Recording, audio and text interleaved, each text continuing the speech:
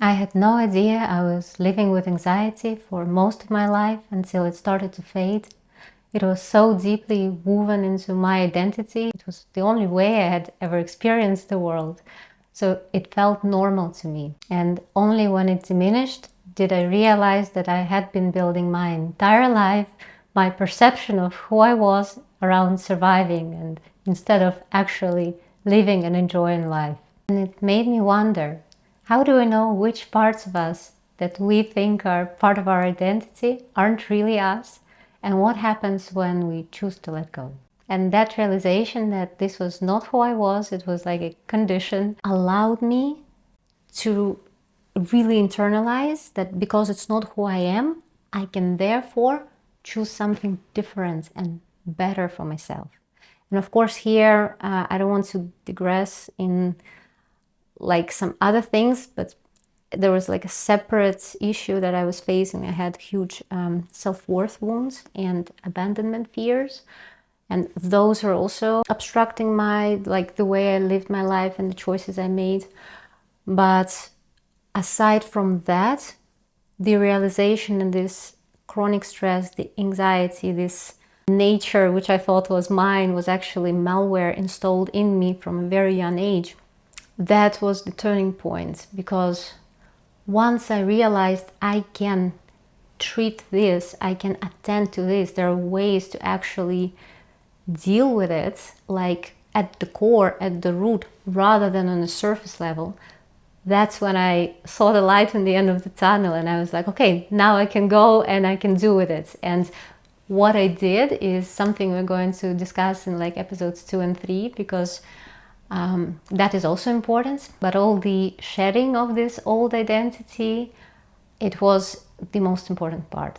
And for me, it also involved changing how I was dealing with things, changing my environment, changing my social circle, because at the time, a huge part of my environment and social circle was built around all the coping mechanisms I had developed for myself, like escapism. And I'm talking about I can record a whole other separate episode about like all the escapistic practices, like from gaming and food and shopping to alcohol, that I had throughout the years tried, and which I can just tell you, it's just like putting a patch on something which requires actual care and attention. So it didn't work. But yeah, so reframing that was already like part of steps 2 and 3, part of the cleanup, part of changing my life, part of the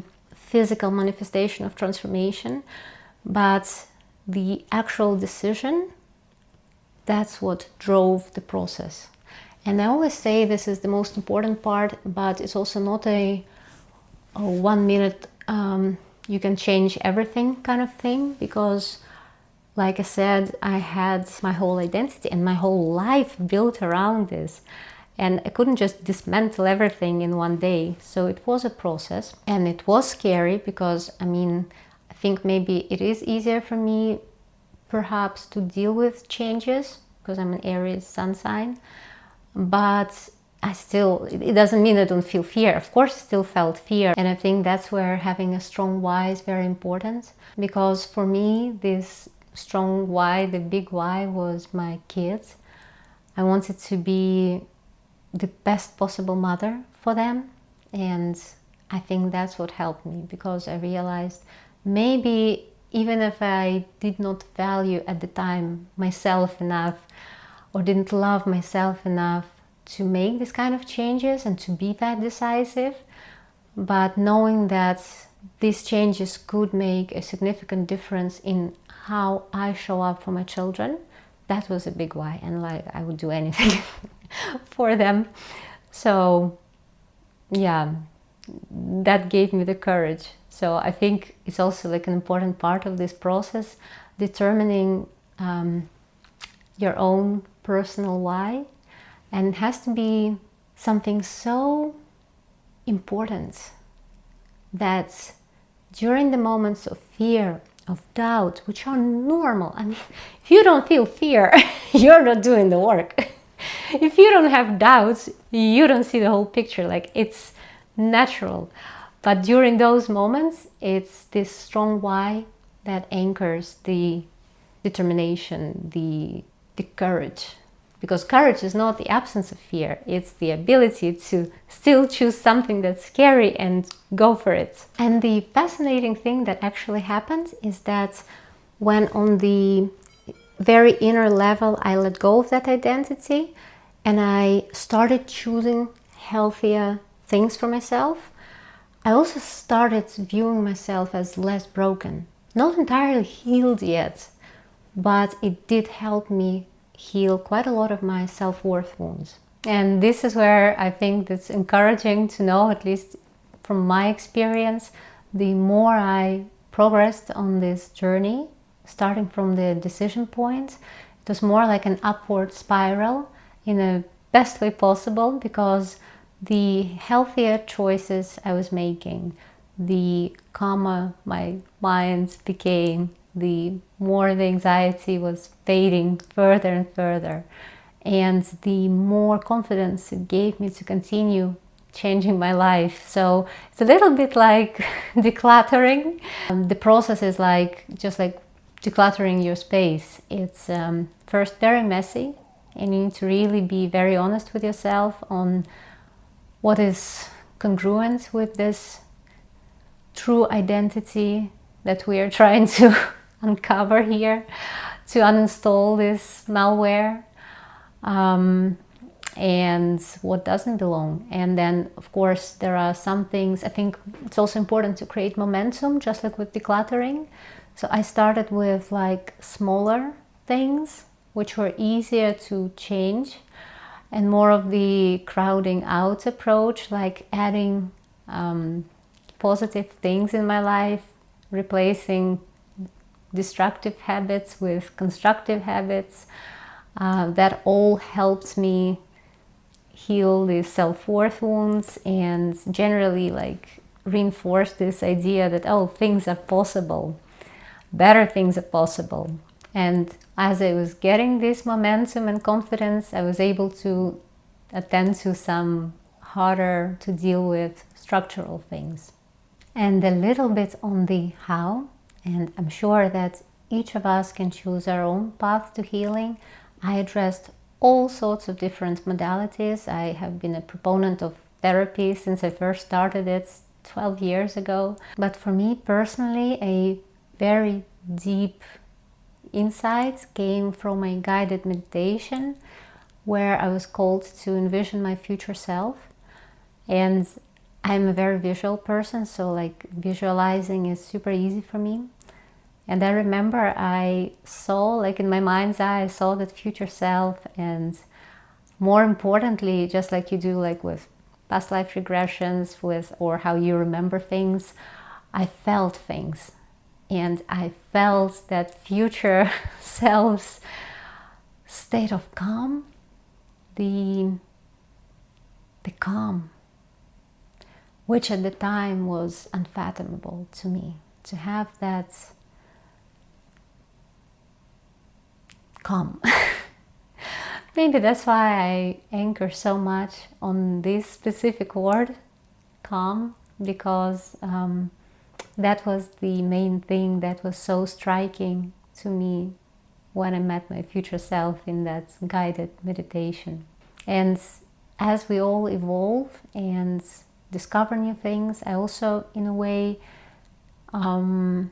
changed my perception of how things work, because in the future self visualization, the principle was more that I was meeting myself from a highest potential timeline, and it's sort of implied with it that to get there, some time was required, some effort over, extended period of time and growth, which, I mean, it's fair, but I have been recently, I'm also now, since a month or so, a bit more than a month, on a yet another stage of healing and personal growth, and I have been exploring a very different view on this, and that's where you view what I would in the past describe as future self as someone you already are in your core. And that small reframing removes the components of time and extended effort and makes it more, I think it makes it faster, and it's been working for me, by the way, because I have in the past few weeks changed so much. I'm like every time like so excited how I come out on the other end when I go through these periods of growth and transformation. And you know, when you do it a certain number of times, you're no longer scared. It's like, it's more like exciting. It's kind of like doing any new thing, which is like scary originally. And then when you do it and do it and do it, and then you just like get the thrill, the excitement part. So I'm very excited meeting myself in this like new state, new level of authenticity. And the transformation this time is happening super fast for me because I'm working with the concept of activating already existing higher authenticity self within me. So this reframing, activating what's already in you that's good and authentic, rather than assigning it to some future self version of yourself, it really expedites the transformation process. And I'm honestly really amazed with how it's happening. So while for me originally this was this future self meditation, I can now say, like, if you have a chance to explore something which has to do with more like activating, finding that true version of yourself, your true identity in you already, and then activating it, I think that's worth a try. And it seems to be just as effective and much faster. And this is where I want to sort of circle back to this concept of how I view things as a, you know, removing malware. Because the thing is that this whole transformation thing and all that, the way I see it, it's not like you're changing into some externally imposed imaginary identity. It's more like you're actually uncovering your true self by removing everything that doesn't belong. And again, my decluttering parallel, because I mean, decluttering is one of my favorite things. I do it regularly. Like since I started, like 2017, I did my first major decluttering, and like still my favorite thing to do for my space wherever I am. And it's kind of similar for uncovering our true identity. Because if you think about it, like in terms of like a room, let's say you as a true identity are the room with like some very good, positive, joyful sides to you, and then it's all covered with clutter, garbage, junk, you know, things which are outdated, things which other people brought and dumped. And then as you start removing that stuff, it's not like you're not changing the room, you're not repainting walls, you're not, you know, making any actual changes to the original design. You're simply freeing it from the weight of all that clutter which accumulated for years and years. And before we wrap up this episode, just a few notes from my own experience and which may be helpful on the journey is that it's important to take your time to get excited about the process, because it's basically, like I said, like decluttering, like meeting your truest self. And yes, it's scary to do it, but it's also so exciting once you get on the other side of it. And I promise you, there is more calm, more peace of mind, just more joy in life once all that junk is removed. And even if it's not yet fully clear what kind of person you truly are at your core. Because like back when I started my process, I didn't really know the details, like even with this future self visualization, like I mostly like I visualized the overall ambience, but then and the feeling of calm, but I didn't know the details. Like I wasn't focused on like outward appearance or the environment per se. It was more like the vibe, the overall energetic vibration, the overall sense. And I think that's important, to keep an open mind, because you never know what comes out. And for me, for example, one of the absolutely unexpected things which came out was that turns out that I really, really resonate with yoga. And that's, by the way, the thing I want to mention that was very important for me. Yoga, for example, I tried in my early 20s because I've tried all sorts of like physical fitness and exercises, and I tried it in my early 20s as a form of exercise. I viewed yoga, just like asanas. Didn't see much benefit in it at the time where I was at the time, and I thought, okay, that's boring, I'm not going to do it. But as my transformation unfolded in the recent years, I found myself drawn to yoga. And I saw it in a different light. It was more than just a flow of physical movements. It was the whole philosophy, the diet, the approach. So sometimes I think it can be surprising, because like I would never have imagined that I would love yoga so much. I would incorporate it in like my daily life. It would become my favorite exercising modality now. So be open, be prepared to surprise yourself and get excited. Another note which is important is that there is never the right time for a transformation like this. And again, from my personal experience, over the course of my life, the most important transformations for me started at my lowest rock bottom points in my life, which is kind of contradictory to how I would view it like logically, because logically I would think, okay, let me deal with this and with that, and there are all these things piling up and it's overwhelming, I need to deal with so much in the life, but then like there is no space for all this kind of work. But no, actually I find that once I made the decision to transform and the upward spiral started unfolding, all those overwhelming things in my life started sort of taking care of themselves in the most miraculous ways possible.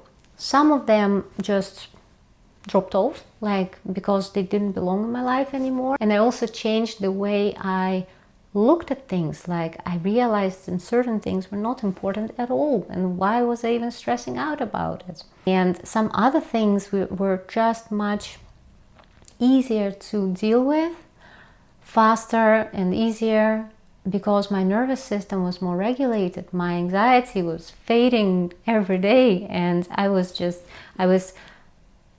tackling things which, when I was in the sympathetic state of nervous system, in the chronic stress, in the anxious state, they seemed unsurmountable and difficult and overwhelming and scary. Suddenly shifting to parasympathetic state, for the most part, made everything look just like bite-sized, step-by-step, clear plan, kind of actionable plans. And we will talk about all the more practical, actionable things in episodes 2 and 3. All the, it's kind of fun to make these changes. I hope that this first episode lays a coherent, comprehensive foundation for all the further outward work which will happen. Thank you for being here with me today, for sharing in on my journey. I hope that you found this video useful, and thank you so much for being here with me today. I will see you here next Thursday.